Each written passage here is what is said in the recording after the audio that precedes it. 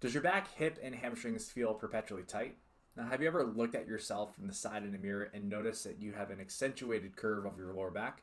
Now, this is often due to a position called the anterior pelvic tilt, which also results in an accentuated lumbar lordosis. So, what that really means in English is that the pelvis is rotated forward, and in order for you to stand up straight without falling over, your back actually has to become a little bit more arched. And as a result, your hip flexors, your low back muscles, as well as your hamstrings will often tighten up so that you can maintain this position. Now, the anterior pelvic tilt can lead to a couple issues if not managed correctly, which includes low back pain, sciatica, spondylosis, and even spondylolisthesis. As a result, actions like standing, picking up, and carrying your kids or other objects can actually be hard and painful because your back is always on or contracted aggressively.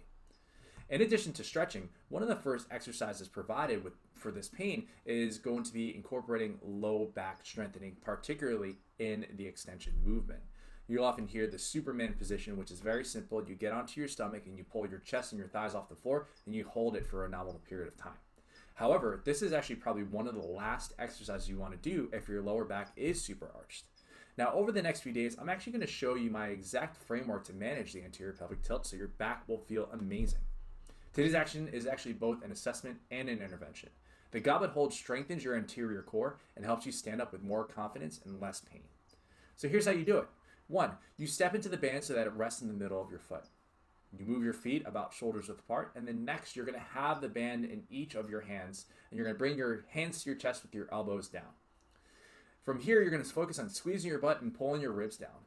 If you feel your butt tighten up, that's great. Ultimately, you might feel your abs tighten and your back might flatten out a little bit. If your back pain feels better, this actually means that were missing and lacking the necessary anterior core strength, aka the abs necessary to keep a neutral spine. And as a result, complete 5 sets of 10-second holds with 30 seconds of rest in between. Now, if your back pain doesn't change and it actually gets worse, then take a look at yourself and you might even notice that your back becomes even more arched when trying to maintain this position.